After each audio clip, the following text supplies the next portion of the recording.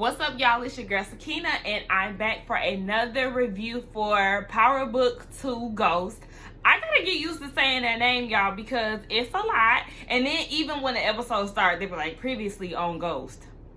Ghost? You mean Power? I'm used to Amari saying previously on Power. So that shit just sounds so weird to me. But anyway, y'all, let's get right into it because I've pretty much been taking notes for this shit all day because I had to eat and I had to take breaks and, but whatever. Like I said, let's get into it, okay? So the episode opens with Tasha waiting to meet up with David. So once he finally gets there, he's with someone, and it's, her name is Paula, his investigator. So she was basically saying, you have the same privilege, so everything is confidential. Let's be real honest. So Tasha is asking, okay, well, can I even afford you? But Davis is like, look, honey, you can't even afford me. So when I'm gonna get this money? And Paula was like, is it always going to be cash paid by Tariq? So Tasha is just like, okay, look, I thought Stern was paying for this, but I'm gonna have your money. What I'm worried about is how the hell I get hit with the Queen Pin statue. Like, what's really going on here? So Davis is saying, you saying that you gave Tommy the permission or the go-ahead to kill Ghost is what gave Sax the ammunition. Now, are you telling the truth about Tommy being the accomplice? And she was like, yeah, but we already know you're lying. And they like, look, you better hope that Tommy don't get back to this because your name is all on this paperwork. So Tommy is gonna be after your ass. So then Paula asked her again, like, okay, are you in cahoots with this organization? Because you didn't answer my question at first. And she said no. So Paula's like, okay, are you sure about that? Because your name is on a lot of these documents and stuff. Like, are you sure you're not cleaning the money for them? And she was like, okay, I might have signed off on a couple accounts. Girl, listen, you are fucked, okay? At this point, I don't know. You're gonna stay in prison, ma'am. So Davis is like, I need you to be quiet and just answer a few questions. Let's pretend that you're under oath. Okay, so were you ahead of the organization? No. Okay, did you give orders? No. Did you arrange any murders? No. Okay, well then you're not the Queen Pin. Sax knows this. So the question is, why are they giving you these high charges? Like, there is something strange about what's going on. So then we get a scene where Tariq is with Zeke and he's basically telling him, look, you need to read up on Moby Dick because they are going to be asking you questions about the book. So I'm gonna need you to be trying to do something so you won't blow our cover. And he also was like, Zeke mentioned that he was going to Monet's house. So Tariq was like, okay, well, can you ask her if I can come over for dinner? I'm tired of eating at the school or whatever. So Zeke was like, I'm going to see what's up. But, I feel like you trying to get in there with the fam because we already know he is definitely going to try to get close with the family in order to move some weight. Now, we see that Tariq goes to the canonical studies class. I need to Google what the hell that means. I meant to do that, but whatever. He goes to the class and they're discussing a book. And then we see light-skinned Keisha. If y'all don't know light-skinned Keisha, she from Instagram. She turned into a rapper, all of that. Okay, so then she makes her little acting debut. I was excited to see her. And she was at this white girl's neck because they're talking about a book where basically a white man took the credit for some work that he didn't do. And she was like, just like some white man, typical white man shit. So then we got introduced to Richard. And, light-skinned Keisha also said that the man had a stupid name. So the girl was looking like, as if she wanted to say something. So she looking like, what you got to say to me? Because, yeah, I thought so. So then that's when we got introduced to Richard. And he was like, I know you ain't talking because your name ain't even real. So then she breaks down her name. Like, basically, she got her name as a hybrid of her parents' name. What is it? Bruchandria? Baby, a hot-ass mess. But I was just like, okay, this is ghetto as hell. I felt like she did the best that she could, but her lines were a little irritating, but I was definitely glad to see her on there.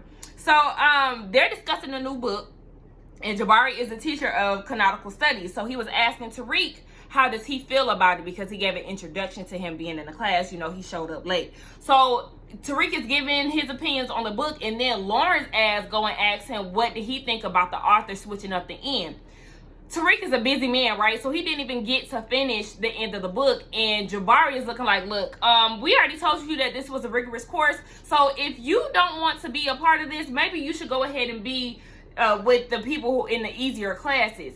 So it's just like, Tariq, I know you busy, but honey, you can't be in this class if you're not ready to have this open dialogue with these people, because it seems like this whole thing is based off of books that they read. So you're gonna have to do a lot of reading on top of the work that you're doing with Zeke, honey. In the middle of this is where we see that Davis had text Tariq and was like, we need to talk. Now they meet up somewhere like a chapel or something, but Davis is saying that your mom definitely is not the runner of the organization. And Tariq was like, yeah, she wasn't. It was my dad. He was the boss. Davis don't know what to believe because Tasha did not tell him about her federal history. Tariq has no idea why the feds are after her, but he definitely knows that it's personal.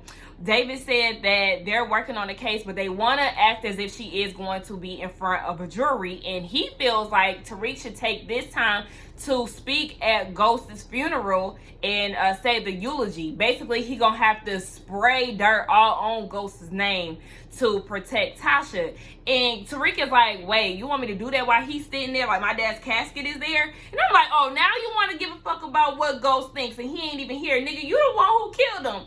And Davis is like, I'm gonna need you to grow a little balls on you, okay? Listen, if you want your mama out or not. So then we see Tariq meet up with Brayden. You know, he meeting up with everybody. He is all around the town. But he meets up with Brayden. And Brayden was mentioning the fact that they was at the strip club and how he gave one of the strippers his Venmo password and all of that. But he was like, I see you was dealing with one of them strippers. She's definitely feeling you. And you know, Tariq trying to play it off. And he was like, or Brayden was like, oh, so is she moving weight for you? Like, what's going on? And Tariq was like, no, there's nothing going on. But Brayden wants to get back into the life. He feels like, look, we can make this money, so let's get it. But Tariq was like, no. Brayden invites him to a frat party, and Tariq was like, nah, because he got the text message from Zeke saying that Monet said it was okay for him to go to dinner over at her house. So he leaves, and then we see that Monet, speaking of her, is in the bed with somebody. Now, she's in the bed with this man called Ramirez. I think that's what the closed captioning was saying. And she was looking at her ring, and he can't understand why she's still with somebody who was in jail, because they just got done getting it in. They in the bed, honey. And she was like, you know, I'm with him because he offers me protection. Ramirez seems to think that they have a good connection, but she's like, look, that connection can't do shit for me. My husband issues me protection, okay? So I need you to cut all of that out. Matter of fact, I think you need to go because the kid's gonna be home soon, and Kane definitely cannot see you. So he was like, all right, I'm gonna head back to the precinct. And he put on his officer suit. Baby, she fucking with the cops. I know that's that police that had pulled up at her house on last week episode. I said, Monet, he ain't even cute with that old weird ass beard. But anyway, or mustache, not a beard. But anyway, we see Zeke meets up with Caradine because he did tell Tariq that he had a meeting with her. So they're in the office, and she was asking him about the Moby Dick project, and he's answering the questions and whatnot. But then they got into the topic of Tariq and how he's tutoring Zeke, and Zeke was like, oh, yeah, you know, he got a lot going on right now. You know, his dad's funeral is tomorrow, a lot of family issues. So once he said that, Caradine, that's all she could think about. And she was like, oh, really? Okay. So she kind of just zoned in on that. And she was like, is he okay? He don't know. He don't really talk to him. Are you going to the funeral? No, bitch, I got practice. But what's up with you? Where you from? I'm from the South. You know, he's trying to get to know Caradine because he did tell Tariq that she was fine. So, she really paying him dust. She just more so focused on what's up with Tariq. But then we also find out that Zeke is on academic probation. I'm like, damn, did school just start? What year is this nigga? Is he a freshman or not? Because if school just started, how are you on academic probation already? But whatever, that's the reason why Tariq got to do all his work, because that nigga can't do it on his own. Dumb as fuck. So Tariq meets up with Stern. And Stern is informed by Davis. I think, yeah, Davis did tell Stern that Tariq is doing the eulogy for Ghost's funeral, and he is going to be talking hella shit about him. But Stern thinks that this is a terrible idea. What you need to do is make it short and sweet about your dad. You need to, you know, big up him real good, because you need to think about this. This is now a business. Like, we're business partners. So if you out there going on a smear campaign talking about your dad, that can fuck up his estate. Stern also recognizes the book that he was reading. What is it called? The Great Expressions. And it's basically about moral code being more important than ambition. And he was like, Ghost really struggled with that. I think Ghost needed to realize that his moral code was his ambition, but he was too busy trying to separate the two. So he was constantly at war with himself. So Tariq was like, okay, well, I never thought about it like that. And that's why Stern was like, yeah, you don't need to try to trash your dad because they ain't gonna do nothing but fuck up the church's money. So then we see Davis is in his office and he's talking with Paula, the investigator, and he was like, you know, both of them, or she was like, both of them are liars. So you need to run while you can, okay? Get the hell out of Dodge. But Davis is like, nah, bruh, you done enough research. You already know that this is not her. Like, she's not the queen pin. We see Saxe, he's in the office with John and Steven from the Democratic Party, and they're telling him, like, look, you need to see this through. But Saxe is like, it's so obvious that Tasha is not the queen pin. John, you know this. Like, let's not do this. And John was like, do I know this? You know, trying to act like he don't really know. But the issue is, Saxe can't prove that she's not the queen pin. Since he can't prove that she's not the queen pin, it's an issue, and that works in their favor, John and Steven's favor. And also, it is something that Davis can't prove himself. So that's why they're really jumping on pushing this narrative. So Davis is trying to push this narrative that Tasha is just simply a mom who was trying to protect her family and trying to prevent herself from getting swept away from this tide of drugs and criminality. So that's the angle that he's trying to work from. But Paula is like, I know you're not about to try to make her look like mommy of the year, as if she didn't know any ideas of what her husband was doing. But Davis is like, it's not about what she knows, it's why Saxe is trying to push this on her when he knows that this is not true. So it's like, exactly, because let's be real, I am here with Paula. Like, I mean, I'm team Tasha, but at the same time, Tasha knew that she was dealing with the biggest goddamn drug dealer of New York. Okay, so let's not sit here and try to paint this picture. So Saxe is telling John and Steve that he knows that Ghost is the kingpin and Tommy is gone. So with Tommy being gone, he can't really go against that. So it is what it is, which is why Tasha is the last one standing, because Ghost is dead. And because she's the last one here, Steven is really pushing for her to get the needle. It's like, damn, that shit is so fucked up. But they are pushing super hard not to get Ghost information out. Now, Davis is concerned about the prosecution turning on Jenny Sullivan and, you know, hitting Tasha with this hard RICO case, because it's just too much. And the fact that they're really trying to sweep Ghost's past under the rug is so obvious.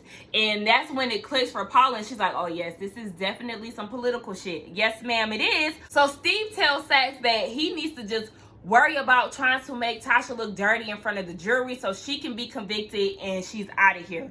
And John is also saying the same thing, like, look, you need to see this through regardless of whatever. I don't give a fuck. So as we already know, Saxe is pressured to get the job done. And remember what his brother said last episode, he cracks under pressure. So we know he's gonna fuck up at some point. Now we see that Tasha, or Tariq, is on the phone with Tasha down at the prison. And he was saying what Stern had said, and Tasha thinks that it's a good idea. I don't feel like you should bash your dad. Maybe you should consider this. But Tariq doesn't know what he wants to do. His main focus is getting his mama out. So Tasha is like, okay, well, are you going to speak at the funeral? And he said that he doesn't know. He doesn't even really know what to say. So Tasha is like, look, honey, your daddy is a very complicated man. So I feel like it's better off of you not saying anything at all. That just might be a good idea. And I feel like that's a good idea too, because once you start bashing Ghost, it kind of raises eyebrows. So people might be looking like, why is this nigga bashing his dad so much? Like, you know, he could definitely be a suspect if he gets to talking too much about his dad. So Tasha was like, okay, well, you need to answer me this one question. How are you being able to pay for Davis? I know you didn't open that damn daycare. But then I guess she kind of realized, like, I'm in the prison or in jail on the phone. So she kind of switched gears and was asking him about school. Now we see Saxe in his office, and he's trying to get this agent Garza on his investigation team, sorry. And he was like, nah, I'm going to decline, because just 2 weeks ago, your ass got fired and a judge sent out a warrant for your arrest. And now all of a sudden, you back in the office with a promotion. Like, no, I don't want to deal with you. Plus, you got Donovan's blood on your hands, and that's who I was under. So I'm really not fucking with you. But Saxe is like, look, I know I got his blood on my hands. That's something I got to deal with. You know, I am definitely overly ambitious. But if I'm going to be going head to head with somebody like Davis McLean, I'm going to need somebody on my team that I can trust. And Garza was like, damn, you dealing with McLean? Yes. And obviously they had some type of history where Garza had lost him clean. So he was like, all right, I'm going to work with you, but everything has to be by the book. Like, I'm not doing no underhanded shit with you. So he's on board with sex. Now we see that Tariq meets up with Carrie. I'm gonna just call her Carrie because I keep calling her Carrie Dad, and that's just not flowing off my tongue the way I would like. But she meets up with Tariq, and she wants to know how everything is going, and she knows that he's suppressing his feelings, so she wants to really be that therapist for him. But Tariq is just not opening up to her. She says that it's okay to be open about your feelings. I know that you're struggling. Don't worry about that. It's okay. I know Jabari is out to get you, but you know, he's just a little rough around the edges. I know he on your neck, but it's okay. You got a lot going on. So he gets a text from Zeke saying that it's okay for him to eat dinner. So let's go. So he was like, all right, well, I got to head out. But Carrie Dad then goes to Jabari's office, and she's like, I'm concerned about Tariq. You know, he's not opening up to me. And Jabari's like, okay, well, you just need to let that shit go. Carrie then lets him know that they're holding a visual for James at the school. And I'm like, bitch, for what? And that's when Jabari is like, no, you're not. But she was like, yes, we're doing it in the quad or whatever. So Jabari is like, I feel like you're on a power trip right now. You need to pump the brakes. The boy told you that he don't want to talk to you. And at this point, you're just projecting onto him your pity. Like, I'm going to need you to slow it the fuck down. And then they start going into their personal issues. Jabari says that we're not always going to conform to your expectations. And then she was like, oh, so how? Like, you going and telling my story and publishing it without my permission? So obviously they have a tumultuous type of relationship. They definitely got some bad blood between them. But she was just like, you know what? We need to focus on Tariq. We're not even here talking about our issues. So then she tries to leave, and Jabari was like, so why did you even get me this job if you didn't want this to happen? Next thing you know, they have sex. It was not zesty at all. I started scrolling through my phone because I was just bored as hell. I was like, y'all gonna have to give me a little bit more if y'all gonna do all of that. So then we see Carrie is talking to this woman who we found out is her sponsor. And she was like telling her the story about what happened with Jabari, and her sponsor is like, you need to stay away from him. Y'all don't need to have no closed doors. Anytime you are around him, it needs to be people there and strictly business. Like, you are a sex addict. I said, sex addict? Okay, this is interesting. Now, keep in mind that Zeke is definitely trying to get it in with her. Like, you trying to freak Zeke next? Oh, y'all seen how that rhyme? But no, for real. I'm thinking, like, is Zeke next for real? But anyway, we see Tariq down at the dinner with Monet and them. And they asking him questions, trying to get to know him. And all of a sudden, there is a knock at the door. Now, in comes their Uncle Frank, who is Lorenzo's brother. He was locked up, and they're not expecting him at all because he was supposed to be in jail for some more time. But with him getting out unexpectedly, everybody looking at him like, okay, what's good? And then he makes this old weird-ass comment talking about Diana. And I was like, ugh, I would have killed him on sight. But Frank is there because he said that Lorenzo made him a promise to, I guess, get him back in the streets because don't nobody know him anymore. And when he mentions that, Monet was like, all right, dinner over, cancel this shit. Drew, go walk your uncle out to get him a drink or something like that. And Kane, you take Tariq home. Because obviously, you know, they are definitely a high-profile family. They do a lot of drug movements and all of that. So she don't want Tariq to know about that. So, Kane takes Tariq home. And he pulls him over on the side of the road and is like, get out the car, we need to talk. And as he's getting out the car, Kane puts his gun on his waist. And Tariq is like, look, I'm not the one that you need to worry about, because Kane was like, what stays in our house, what goes on in our house stays in our house. He was like, I'm not the one that you need to deal with, bro. I'm cool. Y'all need to be focused on your Uncle Frank, because that nigga is a rat. How the hell you think he got out of prison so easy, so quick and quiet? Your dad didn't even know about it. Like, trust me, that nigga is a rat. We playing on the same team. I'm here just to simply tutor Zeke. Monet wanted me to do this, so look, we here, baby. I'm not the enemy. I'm not the one that you need to be looking out for. And you could tell that Woody Kane was looking like, okay, shit, nigga, okay.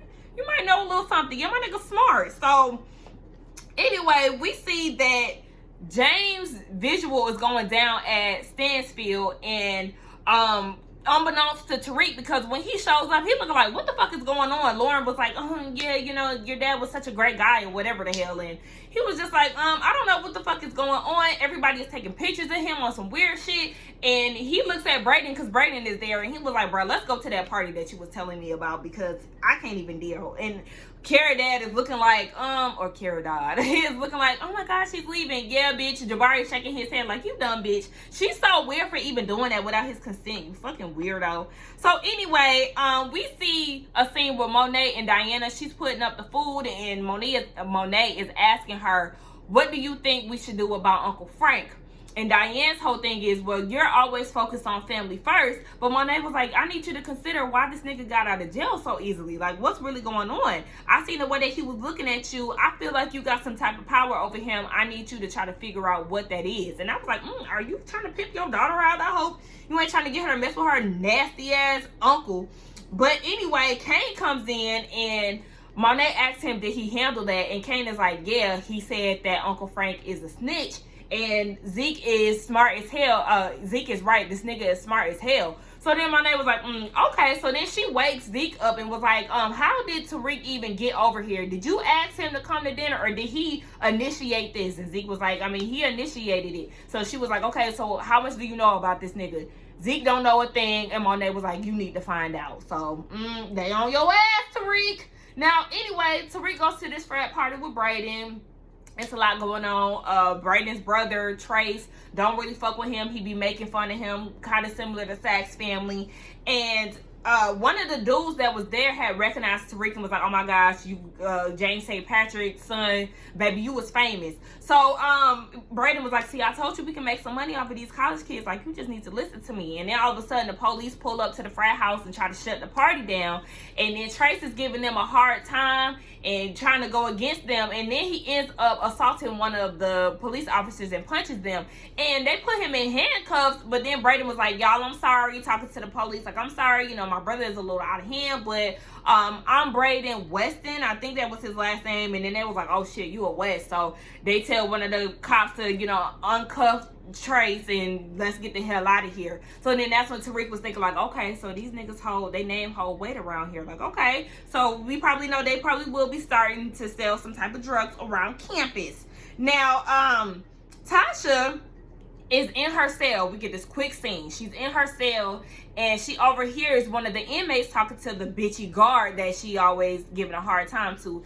And the inmate is like, look, I need you to give me a Plan B pill. I need that shit in a couple of hours. If not, I'm gonna have this whole motherfucking cell block against your ass. So Tasha's listening like, okay. So we find out what she's doing with that later. Now we get this scene where Davis and Saxe are going head to head with each other in the judge's office.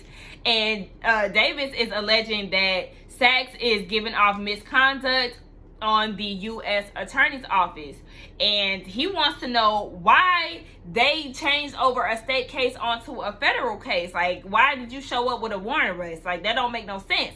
And Davis also said to the judge, I think you need to get Jenny Sullivan in here under oath. She needs to share her story. And Saxe was like, are you kidding me? Bitch, he's very much so serious.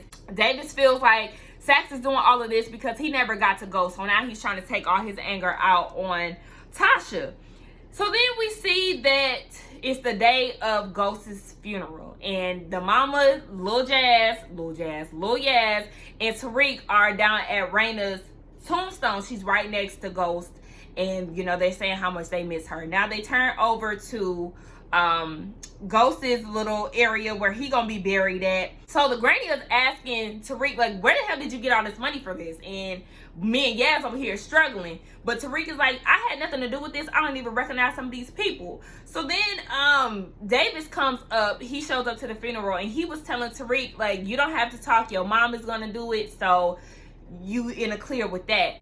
Tariq is like, why is she talking? And Davis feels like it's a good way for her to say what she needs to say without a gag order and without any type of cross-examination on the stand. So, you know, giving her chance to say what the hell she got to say. So Tasha gets there and she's put in handcuffs and Davis is like, no, she cannot speak with handcuffs. This is not the way that it's supposed to go. So Saxe is like, oh, so why are you doing this? So you could try to make her look good in front of a jury? not. And then Steve was like, well, we gotta try to get somebody else to do the eulogy. And I forgot to mention that Tate is there. So they was trying to look at Tate to do the eulogy. And he's like, oh yeah, sure, I'll be happy to give a few words. And I'm like, oh, this is a shit show. What the hell? Absolutely not. Ghost cannot stand Tate. Why the fuck would he speak at his funeral? So Tariq was like, you know what? I'm gonna speak. I got this. Let me do my thing. So Davis is like, what are you gonna say? And Tariq didn't really tell him what he was going to talk about.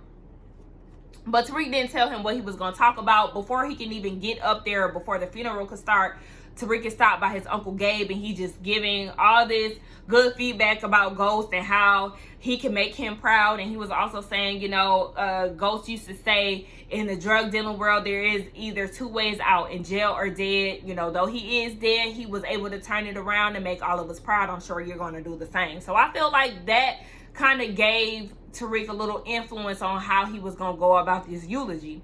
Now, they pulled out Ghost from the hearse, and Tate is one of the pallbearers. I said, oh my gosh, this is a hot ass mess for real, for real. If you got Tate carrying your casket, baby, absolutely not.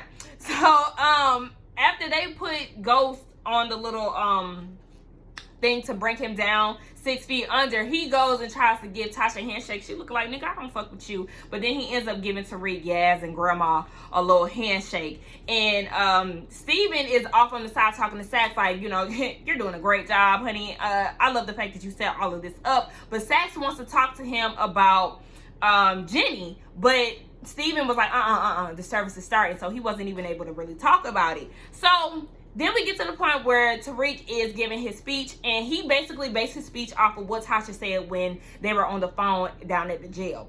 Ghost is very complicated. I really didn't know much about my dad, but what I did know is that he wanted a better life for me and my siblings, and what I am is a manifestation of what he could not give. So he did a good job or whatever, and what's the name? Paula had asked Davis, do you think that he did a good job with the eulogy? But Davis is like, I mean, he did all right, but it could have been a lot better if it was coming from Tasha. Now, speaking of Tasha, we see at the end of the funeral that she rushes over to talk to Tariq and was like, I need currency. I need you to get me a birth control or a Plan B pill for an inmate. So we see that Tariq is definitely going to try to work on that. Now, we see that down at the judge's office, Jenny is under oath and she's ready to plead her case and say what she has to say. So Davis is like, all right, I got some questions for you. When Tasha told you that Tommy was the accomplice, did you know about it? No. Okay. Well, did you share this information with somebody outside of your office? I told my boss, but I feel like he told Steven Ott. But did Ott ask you to vacate the plea that you and I set up? And she said no. What he asked me to do is ask why Tommy would kill Ghost. So she had no idea that all of this would lead up to federal charges. But once she seen Sax walk into that courtroom, she knew that both Davis and her were set up. She feels like if the story was really legit, then Sax could have just let them handle it on the state level, and the state would have proved whatever the case may be. Now, Sax is like, I know all of this sounds strange, right? It's a little odd. However, I do have a rebuttal witness, somebody that can definitely prove that Tasha is in on this. And then we enter Blanca. Okay, she's back in the mix, and I was wondering where the hell she had went off to, because remember, she did get fired. He asked her a series of questions, and he was like, you know, we did investigate the St. Patrick's family along with Egan. Did we do that? Yes or no? He wants her to be real blunt. Yes or no? And she was like, yes, we did. Sax alludes to Tasha ordering the hit out on Silva because she felt like he was going to share his testimony against either Ghost, her, Tommy, or all of them. And she was like, yes, this did happen. However, Tasha did not kill him. Like, this is not the story. Like, even though she has to do yes or no's, this is not the full story. The judge was just like, okay, yes, there's definitely some meat on this bone, so we're not going to dismiss the charges. Sorry, Mr. Davis. Blanca knows that Sax is full of shit, so she tells Davis, make sure I testify, because I'm gonna get Sax's ass, and I already know that Tasha is innocent when it comes down to being the queen pin. So we gonna get his ass. But what I'm concerned about is them possibly killing Blanca because she knows a little bit much, and the fact that she's trying to take Sax down, baby, she might got a hit on her head. So let's pray for Blanca, okay? Even though she was getting on my nerves, I'm here for her trying to take down Sax. So then we get this scene where Uncle Frank is sitting down at the bar. Kane walks in and he locks the door of the bar. Baby, he hits Uncle Frank upside the head with a gun. Next thing you know, they take him to the back, shoot him in the head, and chop up his body. Not only did they chop up his body, they put him in like some type of barrels, and Drew is helping him move the stuff into the truck. I said, baby, this is a family business owned and operated. I said, oh, baby, y'all, what's their names? Tejadas? Y'all ain't shit to fuck with. Now we see that Diana comes over to Tariq, who was Tariq? Tariq's dorm, and he was like, you know, Zeke is not here, but she is not here to see Zeke. She is here to see Tariq because she found out that he figured out that Uncle Frank was a rat. But I'm like, for y'all to be so caught up into this drug life, how did y'all not pick that up instantly? And Diana was like, you know, I'm impressed. It's so easy to see that she was sent there by her mama or whatever. And she just wanted to know, how did she figure, or how did Tariq know that he was a snitch? Okay, whatever. And he was like, look, do you have a way to speak to your dad? Because I need some help on the inside. My mama needs some shit. Diane goes home and Monet is like, where you been at? She been down at Stansfield trying to get some stuff on Tariq. She was like, I know something that you don't know. I know that Tariq's mama needs a friend on the inside. And Monet was like, okay, I could work with that. You're plotting, honey. She's up to something. Now, we see that Tasha ends up getting the book delivered, and then she also got the Plan B pill along with the burner phone. Now Tasha uses this burner phone to give Tariq a call, and when Tariq answers, he's looking shocked like, mine? Like, how the fuck did you even get my number? So I'm like, did Monet set that burner phone in there? And most importantly, how did she get his number? Because it just did not seem natural. Like Tariq didn't have any idea that she had a phone. Now Tasha is very proud of Tariq for pulling all of this shit off. She's proud of him, but she wants to know, how are you paying for David's fees? Like, this nigga is expensive. What's going on? But Tariq is like, you know, Ghost always said there was two ways to get out of this life, either dead or in jail. I got another way. I think that there's another way to get out of this. So then we see that Kane is riding down the street about to pull up to the house, but he sees that the police is outside. So he's like, fuck. So he just park on the side and duck off and just observe what's going on. So he sees Ramirez walking into his house with some things in his hand. Now Monet opens the door and she was like, what I'm supposed to do with this? And he was like, this is a gift for you. And then he gives her an envelope with some snitch papers. He said that Uncle Frank had been missing, and she was like, okay, well, if he was snitching, anybody could have got to his ass. So most importantly, why the fuck you let this nigga pull up at my house? You keep talking about how I'm with Lorenzo, and you ain't protecting me, nigga. That's the reason why I'm with him and not with you. So then he was like, please just let me redeem myself. I'm sorry. He was like, okay, I'm going to let you redeem yourself. I need you to get all the information you can on somebody named Tariq St. Patrick. And that's where the episode ended. Now, I'm a little concerned. I did think that the episode was good, but I'm a little concerned. Like, is Kane going to kill Ramirez? Because that's what I'm feeling like he's going to do. Okay, he is like literally the next Kanan. It's very funny that their names are similar. But yeah, I thought the episode was real good, real cute. And as much as I was rooting for Miss Diane, I feel like she is setting up Tariq just like old girl.